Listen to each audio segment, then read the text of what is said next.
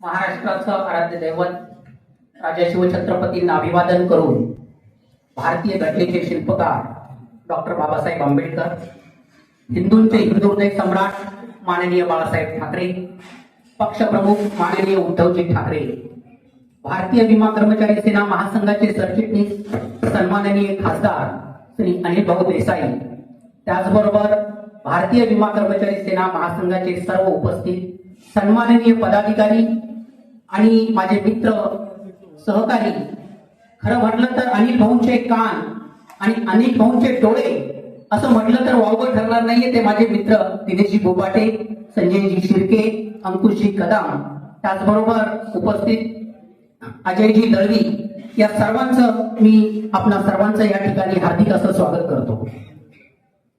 त्याचबरोबर मी या ठिकाणी एवढ्या मोठ्या संख्येनं उपस्थित असलेल्या भगिनी यांना लाडक्या भगिनी तर म्हणणार नाहीये, कारण की लाडकी भगिनी म्हटलं तर बरंच काही आपल्याला काही न मागता मिळतं.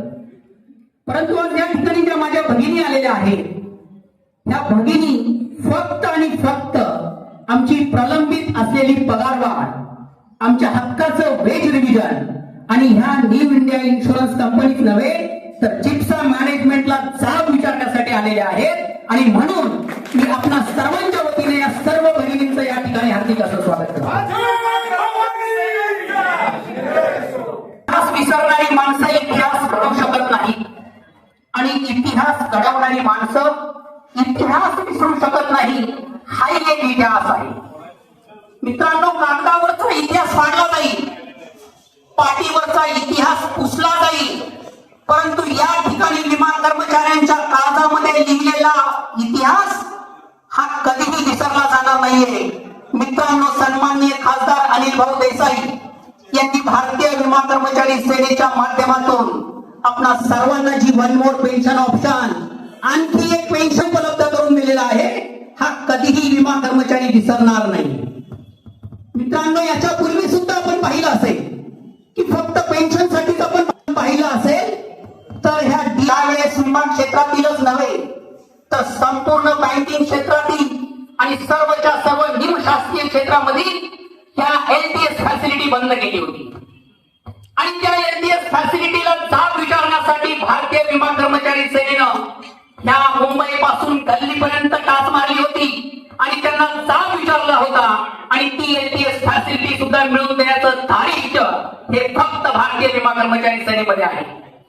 मित्रांनो, याच्यानंतर सुद्धा सांगतो, ह्याच न्यू इंडिया इन्शुरन्स कंपनीमध्ये ज्यावेळेस 650 विकास अधिकाऱ्यांची नियुक्ती झाली, त्या सर्व 650 विकास अधिकाऱ्यांना ह्या कंपनीमध्ये परमनंट केलं जात नव्हतं. आणि तेव्हा स्थानीय लोकाधिकार समितीच्या माध्यमातून आपण सर्वांनी हा लढा दिला आणि या 650 विकास अधिकाऱ्यांना त्या ठिकाणी नियुक्त पत्र दिलं आणि त्या ठिकाणी त्यांना परमनंट करून दाखवलेलं आहे.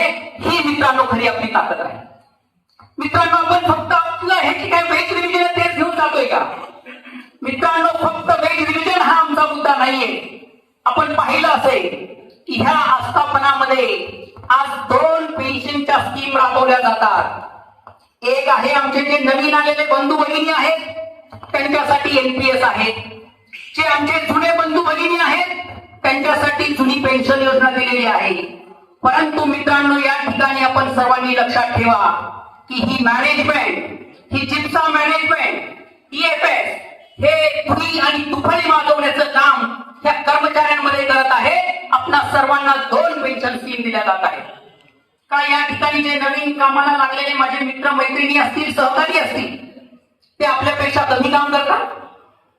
कदाचित आपल्या जुन्या लोकांपेक्षा जास्त सुद्धा काम करत असतील, परंतु त्यांच्यावरती अन्याय होतोय आणि त्या अन्यायाला वाचा फोडण्यासाठी सुद्धा आपण या ठिकाणी जमलेलो आहोत. मित्रांनो, परंतु थोडीशी खंत वाटते. आज या ठिकाणी किती नवीन एनपीएस ऑफिस आहेत, किती नवीन चेहरे आहेत, तर हातावरती मोजण्या एवढे चेहरे मला दिसत आहेत. कदाचित काही लोक हात वरती करत नसतील. परंतु मित्रांनो, मी तुम्हाला या ठिकाणी सांगावंसं वाटतं, आव्हान करावंसं वाटतं की आपण सर्वांनी ह्या जुन्या लोकांना बरोबर घेऊन चला. त्यांच्या खांद्याला खांदा लावून काम करा, रात्रीचा दिवस करा आणि ज्याप्रमाणे वन मोर पेन्शन ऑप्शन आपल्याला मिळाली त्याप्रमाणे ही एनपीएस सुद्धा भारतीय विमा कर्मचारी सेना स्टार्ट करून टाकेल. आणि याचं आश्वासित मी या ठिकाणी आज तुम्हाला करतो की हा लढा भारतीय विमा कर्मचारी सेना घेईल. मित्रांनो, आपला तिसरा अजेंडा आहे. काय आहे आपला तिसरा अजेंडा आहे? सर्वच्या बऱ्याच काही युनियन सांगतात की फॅमिली पेन्शन. मित्रांनो, किती लोकांना माहिती आहे या ठिकाणी फॅमिली पेन्शन म्हणजे काय? किती लोकांना माहिती आहे? आपण प्रत्येक जण रिटायर्ड होतो त्यावेळेस मला कॅल्क्युलेशन करतात आपण सर्वजण की मला पेन्शन किती मिळेल. या ठिकाणी आपण पाहिलं असेल की जी पेन्शन आपल्याला दिली जाते ती मागचे 10 महिन्याचा आपला बेसिक आणि एफपी त्याची टोटल केली जाते आणि त्याच्यामध्ये 10 महिन्याच्या ह्या टोटल अमाऊंटचे ऍव्हरेज करून तुम्हाला 50% पेन्शन दिली जाते. उदाहरण द्यायचं म्हटलं, आज एखादा कर्मचारी क्लास 1 ऑफिसर असेल, त्याचा रिटायरमेंटचा बेसिक असेल 1,00,000 रुपये, त्याच्यावरती त्याला एफपी मिळेल 2,500, म्हणजे त्याला मिळेल 1,02,500 रुपये.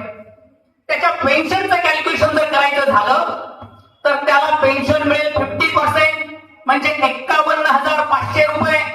ही त्याला जी पेन्शन मिळेल त्याच्यावरती तो त्याचा नॉमिनल डीए असेल 6 महिन्यांनी वाढणारा, म्हणून त्याला पेन्शन त्याच्या लाईफ लॉंग पेन्शन दिली जाईल 51,500 रुपये.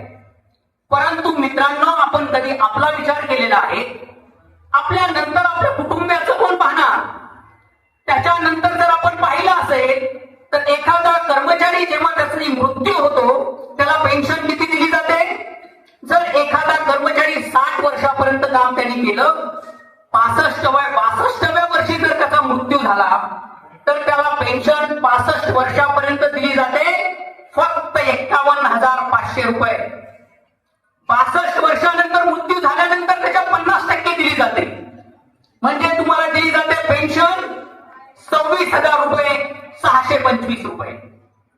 मित्रांनो, अशा पद्धतीनं जर आपण रिटायर झालेला एखादा माझा कर्मचारी असेल तर त्याला 65 वर्षापर्यंत एवढी पेन्शन दिली जाईल की फॅमिली पेन्शन त्याच्या नॉमिनीला दिली जाईल. एखादा कर्मचारी जर रिटायरमेंटच्या अगोदर त्याची डेथ झाली तर त्या केसमध्ये काय होईल? त्याचा जो काय बेसिक असेल प्लस एफपी असेल त्याच्या 50% आणि त्याच्या परत 50%, म्हणजे त्याला हार्डली जर तसं मी उदाहरण दिलं आता की जी पेन्शन तुम्हाला 51,625 रुपये मिळणार आहे, 51,500 रुपये मिळणार आहे, त्याच्या 50% फक्त 7 वर्ष दिली जाईल. आणि 7 वर्षानंतर काय होईल? किंवा एखादा कर्मचारी ज्याचा मृत्यू 62व्या वर्षी झालाय, 65व्या वर्षी त्याला पेन्शन किती दिली जाईल? मित्रांनो, त्याला फक्त तुमचा बेसिक आणि DA as on date of death जी असेल, म्हणजे जर 1,05,000 रुपये जर असेल तर त्याला फक्त 15% पेन्शन दिली जाईल, म्हणजे ती पेन्शन असेल 15,375. मित्रांनो, मला सांगा आपण काय मागितलं पाहिजे? आपण या ठिकाणी काय मागितलं पाहिजे? आणि म्हणून दिनेश भाऊ, मला विनंती आहे की आपण फक्त 30% फॅमिली पेन्शन नाही मागायची, येणाऱ्या काळामध्ये आपण 50% फॅमिली पेन्शन मागूया आणि तरच आपल्या कुटुंबाचा उदरनिर्वाह होईल. मित्रांनो, मी जास्त आपला वेळ घेणार नाहीये, परंतु दिनेश भाऊ, आज न्यू इंडिया इन्शुरन्स आपण आमचे मोठे बंधू आहात. एक छोटा भाऊ म्हणून या सर्व विमा कर्मचाऱ्यांच्या वतीनं, कदाचित न्यू इंडिया वाल्यांना ती आवडेल न आवडेल, परंतु आमच्या 3 इन्शुरन्स कंपन्यांच्या वतीनं, कर्मचाऱ्यांच्या वतीनं मी एक छोटा भाऊ म्हणून आपल्याला विनंती करू इच्छितो की आता आपण ऐकत आहात. आज बीएफएस मध्ये चर्चा चालू असेल, सर्व कंपन्यांमध्ये कंपन्यांच्या कर्मचाऱ्यांमध्ये हलक्या आवाजामध्ये चर्चा चालू आहे, अरे न्यू इंडिया इन्शुरन्स आणि नॅशनल इन्शुरन्स मर्ज होणार, कसं होणार, काय होणार? ओरिएंटल इन्शुरन्स आणि युनायटेड इंडिया इन्शुरन्स मर्ज होणार, कसं होणार, काय होणार? परंतु मित्रांनो, मला या ठिकाणी सांगावंसं वाटतं की जर सरकार असा विचार करत असेल तर त्याचं स्वागत आम्ही या तिन्ही कंपन्यांचा करू, आपण सर्वजण करू, परंतु त्याच्यापेक्षा सर्वात मोठी आमची मागणी असेल की सिंगल मोनोलिथिक कॉर्पोरेशन. जर कदाचित एकच कंपनी असेल LICच्या धर्तीवरती तर आपल्याला कोणीही अडू शकत नाहीये. प्रायव्हेट कंपनी आपल्या बरोबर कॉम्पीट करू शकत नाहीये. आणि म्हणून मित्रांनो, आपण सर्वांनी त्या सर्व कर्मचाऱ्यांच्या वतीने सुद्धा मला आपल्याला दिलीप भाऊ सांगावं वाटतं की आपण फक्त एक सिंगल म्हणून ती कॉर्पोरेशन करूया तर आणि तरच हा विमा कर्मचारी वाचेल. आणि दिनेश भाऊ मला सांगावं वाटतं की अगर हम एक है तो सेफ है, हम एक है तो हम सेफ है. आणि म्हणून मित्रांनो, हे सिंगल म्हणून कॉर्पोरेशन असू द्या किंवा कर्मचाऱ्यांचे इतर कुठल्याही प्रकारचे, कदाचित इथे बरेच काही प्रश्न या ठिकाणी चर्चा होता. आज याच्यामध्ये आपण पाहिलं असेल की आज KPIच्या माध्यमातून या कंपन्या बुडवण्याचा घाट घातलेला आहे, परंतु याला सर्वस्वी जबाबदार हे सेंट्रल गव्हर्नमेंट आहे. आणि म्हणून मित्रांनो, आपण सर्वांनी एकत्र याच्या पुढे सुद्धा जी जी काही आंदोलनं होती त्या आंदोलनामध्ये आपण मोठ्या संख्येनं, मोठ्या जातीनं त्या ठिकाणी हजर राहा. कदाचित भविष्यामध्ये याच्यापेक्षा मोठा लढा द्यायची वेळ जरी आली तरी आपण सर्वजण आमच्या पाठीशी उभे राहाल अशी या ठिकाणी, आणि दिनेश भाऊंच्या पाठीमागे आपण उभे राहाल अशी या ठिकाणी मी आपल्या सर्वांना ग्वाही देतो आणि थांबतो. जय हिंद, जय महाराष्ट्र.